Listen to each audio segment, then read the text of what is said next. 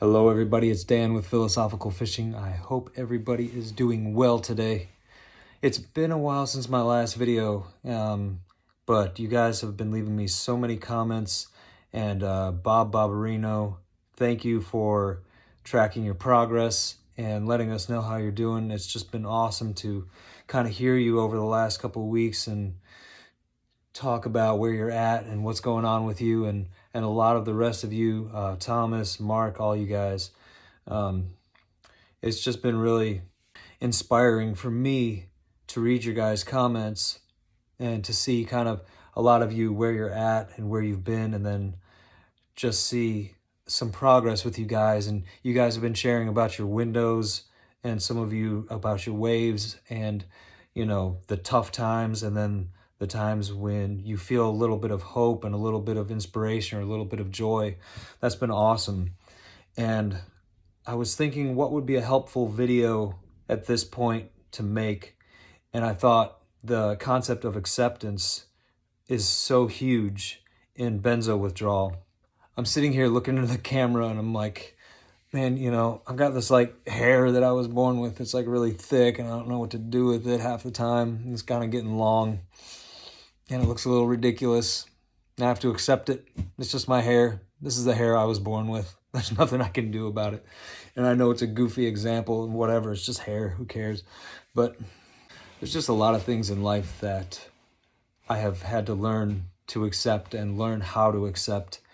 And a lot of it I was taught by the process of going through benzo withdrawal, because going from where you're at when you're on benzos to all of a sudden abruptly, or if you tapered coming off benzos, it's like going from a nightmare into a whole nother nightmare that's even deeper and more complex than the nightmare that you were just in.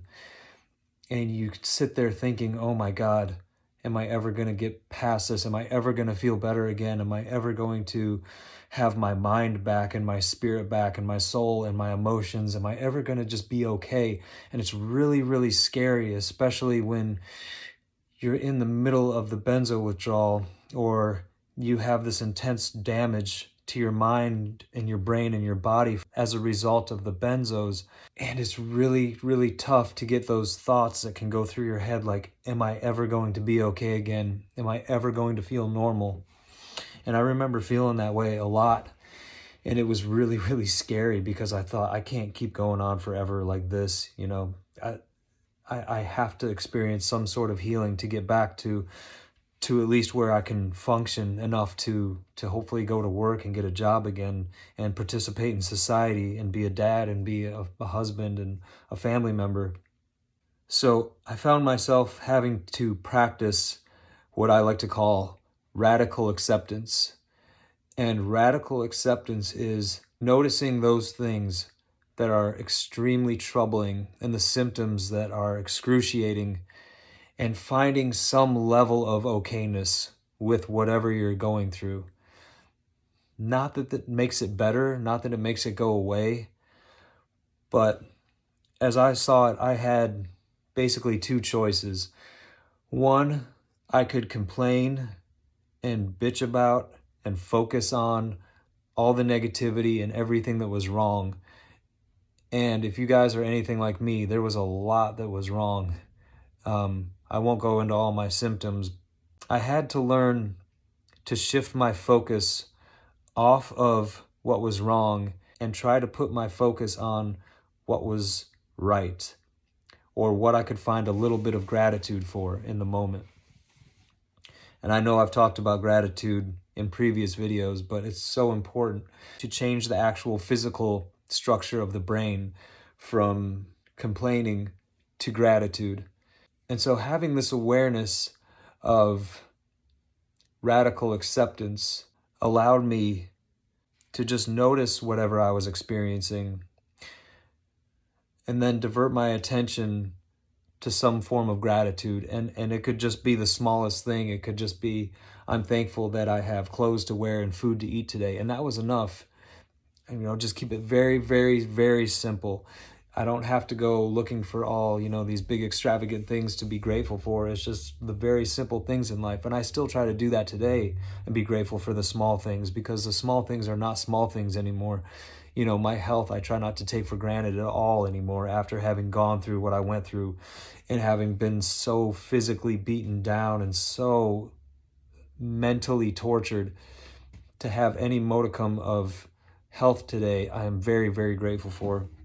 And acceptance is one of those things that I think oftentimes people hear the word and they think that means I'm perfectly okay with it. And no, that's not what it means at all. Acceptance just means that I have an awareness of what's going on internally with my body and externally with whatever I'm experiencing. And I notice that it's there. But the trick is, and the shift is, instead of intensely focusing on what it is that's wrong, I have to find a way to divert my attention out into the world and out of my head, so that just momentarily I can take my awareness outside of myself and thus stop focusing so intensely on the problem. An example is, for me, when I first came off of benzos and I had horrible benzo belly, my nerves were always just shot. My anxiety was sky high. I was always hunched over, like in pain. My back hurt. I couldn't digest food properly. My eyesight was really bad. It was always like really tight around my head. My neck muscles were always tight. My sinuses were always swollen. And sometimes I would go on benzodiazepine support group forums on social media, and I would see a lot of other people commenting on what they were experiencing. And some people would be off of benzos for multiple years and they were still as bad or worse than I was at that time.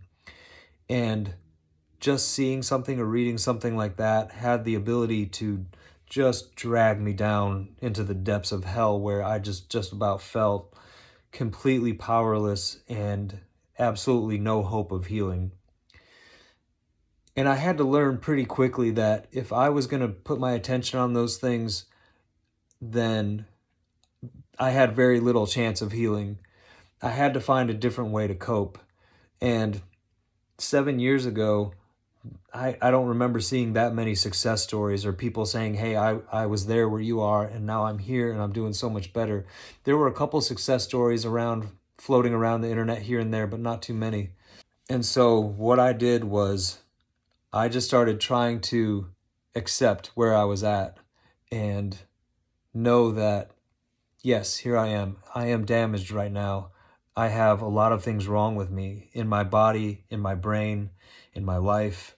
There's a lot going on, and I had to just make it very, very simple. I had to simplify everything in my life because, first of all, I didn't have much capacity or mental real estate to deal with much at all anyway.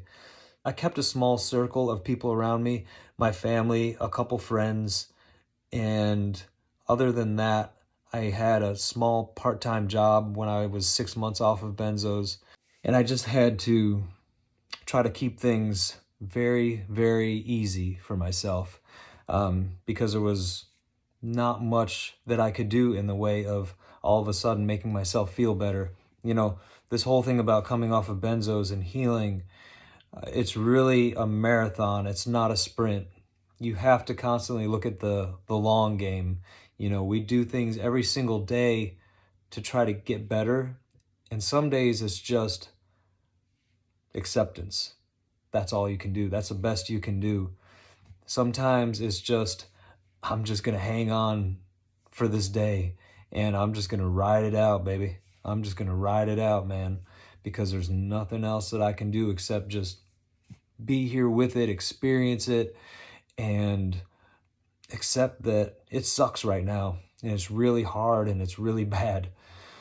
And that's the best you can do some days, One thing I've learned is that our best looks different from day to day. My best isn't me firing on all 8 cylinders all the time, 7 days a week, making sure I cross all my T's and dot all my I's, and everybody around me is happy with what I'm doing, and I'm accepting of myself, and everything's just great. It's not like that at all. Sometimes the best that you can do is just be exactly where you're at, experiencing all these terrible symptoms, people not understanding what you're going through, doctors not having a clue how to deal with you and how to treat you. Our society is telling you, you got to be better, you got to do more, you have to be productive at work, and you're just like, dude, I can't do it all every day, all the time. I have so much else I'm dealing with going through benzo withdrawal that you cannot even begin to understand unless you've gone through it. So you've really got to give yourself a break, and you've really got to go easy on yourself. But that being said, there are lots of healthy things that you can practice. One of those being what you put your attention on will grow and expand. So if you're putting your attention on positive things, if you're putting your attention on health and recovery, then most likely you're going to go down that path of health and recovery. If you're picturing yourself recovering and feeling better and doing better and your body healing, and you're constantly feeding yourself, your spirit, and your mind these healthy thoughts, there's a much greater chance, I guarantee you, that you're going to come out the other side a whole lot healthier and a whole lot better a lot sooner than if you're looking at negative things. Another thing for me is I started exercising right away, and everybody's a little bit different with that. Some people can't really tolerate it that much at all. Some people are good with it, and I got in the gym and I just was like, I'm going to go for it. I'm going to try to do the best I can do. And at first it was probably 25, 30 minutes, whatever I could do at the gym. And then slowly I worked up to 35, 45 minutes, and then maybe even an hour. But everybody's kind of got to go at their own pace. I think the idea is you want to try to push yourself just a little bit, but not too far every day, and get outside your comfort zone just a little bit. So if that's a walk around the block, that's awesome. If that's stepping inside a gym and working out for a little bit, or swimming, or whatever you can do, or whatever feels good to you, riding a bike, wherever your physical level of fitness is at, but just doing something, a little bit something. I also started to change my eating habits and my diet. And it started with just little things, because I would look at, oh my God, how do I completely overhaul my whole diet? Because before I came off of benzos, I was, eating like a half gallon of ice cream every night, and just eating whatever the hell else was around, and drinking tons of coffee every day. It was bad. And so I had to start small, and I just started with, okay, what's one thing I can cook differently for breakfast? And it started out with just I can make oatmeal, and I can add flax to it, and then I can add banana to it, and I can add a couple walnuts for some extra calories. And I just started doing these little things, and then I could change, one lunch meal, and then maybe one thing for dinner, and then those things start to add up.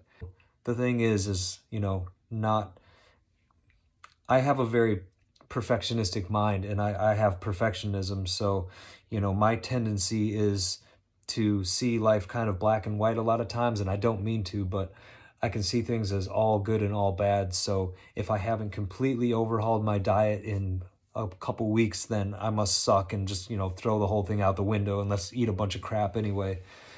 And I had to learn to step back and accept that time takes time, and things take time to change. And especially going through benzo withdrawal, it really taught me patience, because I was not a patient person, and I wanted to feel better right away.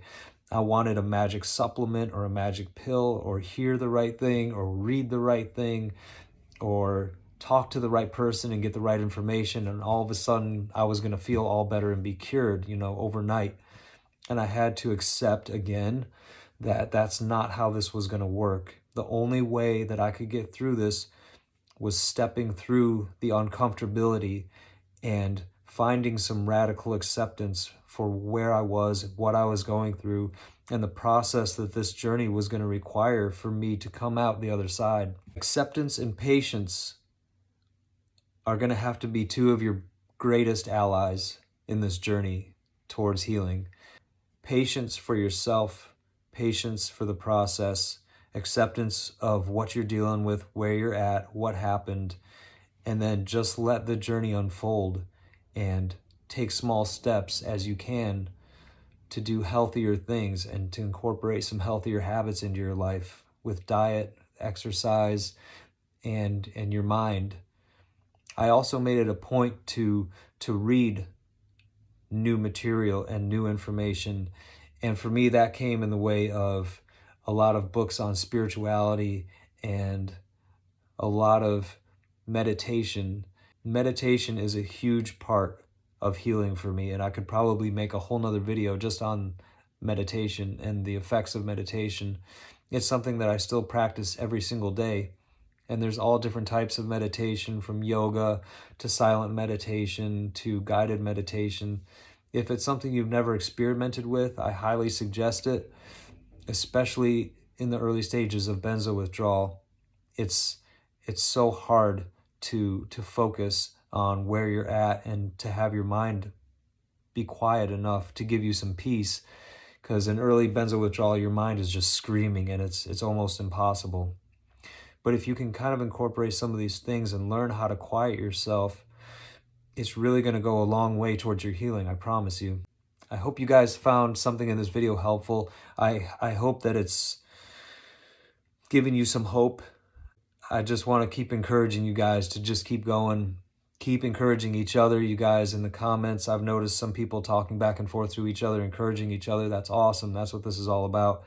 We're the only ones who understand what it's like to go through it, and we're the only ones that can really help each other right now. I love you. Do something good for somebody else, and wish you all lots of love and healing.